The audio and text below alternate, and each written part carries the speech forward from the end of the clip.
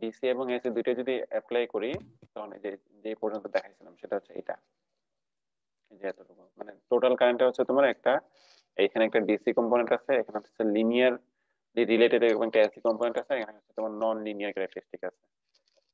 তো non linear যদি হয় তখন যেটা সমস্যা যেটা বলতেছিলাম, ধরো একটা সিগন্যালের মধ্যে তুমি ছোট একটা সিগন্যাল অ্যাপ্লাই করতেছো, ছোট সিগন্যাল মনে করো যে ছোট যে ভ্যালুগুলো, ছোট যে অ্যামপ্লিটিউড গুলো আছে এগুলোকে সে ঠিক মতো কম অ্যামপ্লিফাই করবে, বড় অ্যামপ্লিটিউডের ভ্যালুগুলোকে বেশি অ্যামপ্লিফাই করবে, লিনিয়ারলি অ্যামপ্লিফাইড হবে না।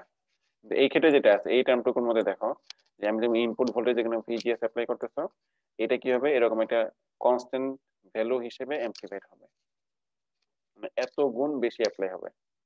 আর এই ক্ষেত্রে কি হচ্ছে এটার সাথে স্কোয়ারলি প্রপোর্শনাল, ঠিক আছে? এই কারণে দেখা যাবে যে ছোট ভ্যালু গুলো আছে কম অ্যামপ্লিফাই হবে, বড় ভ্যালু গুলো আছে বেশি অ্যামপ্লিফাই হবে। আচ্ছা, তো স্যার এখানে কারেন্টেরও তো স্যার দুটো পার্ট থাকবে না, একটা ডিসি পার্ট একটা এসি হ্যাঁ, পার্ট? ডিসি পার্ট হচ্ছে এটা, ডিসি পার্ট হচ্ছে এটা,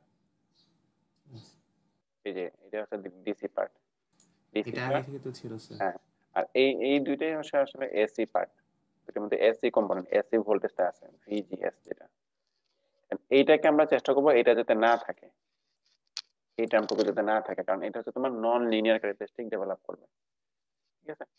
তো এটা কম থাকবে কিভাবে, যদি আমার ভিজিএস এর ভ্যালুটা একটু ছোট হয়, অন্যান্য যে ভ্যালুগুলো আছে এটা তুলনায় যদি ভিজিএস এর ভ্যালুটা যদি কম থাকে, তখন দেখা যাবে আমি এইটার তুলনায় এটার তুলনায় এটাকে আমি ইগনোর করতে পারবো আর কি। Okay? নিচে দেখে দেখো এরকম একটা কন্ডিশন দিয়ে দিচ্ছে।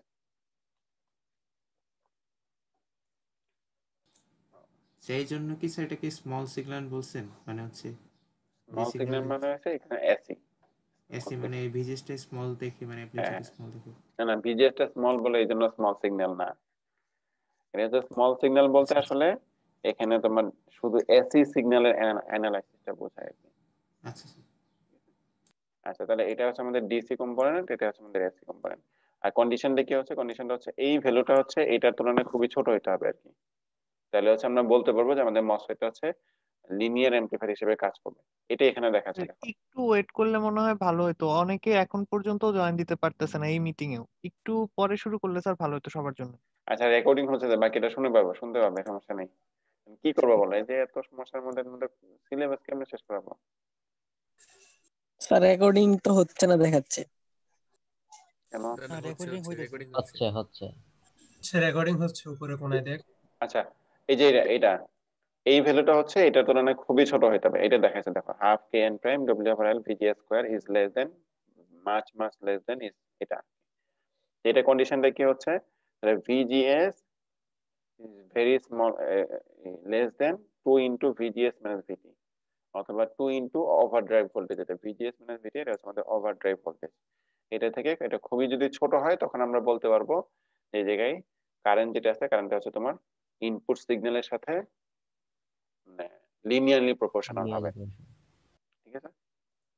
স্যার অ্যাম্পলিফায়ার হিসেবে কাজ করবো, এটা কি আমরা আউটপুট ভোল্টেজ আর ইনপুট ভোল্টেজের মধ্যে রিলেশনটা দিয়ে বুঝতেছি?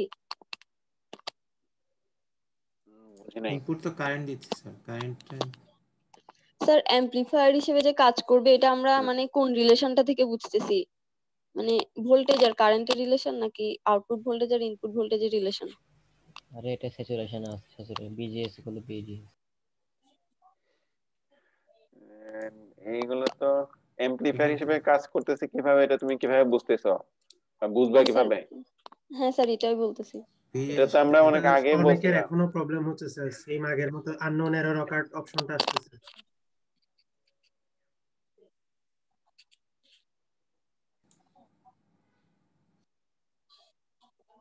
স্যার মিটিং আইডি আর পাসওয়ার্ডটা দিয়ে করলে কি হয় কিনা?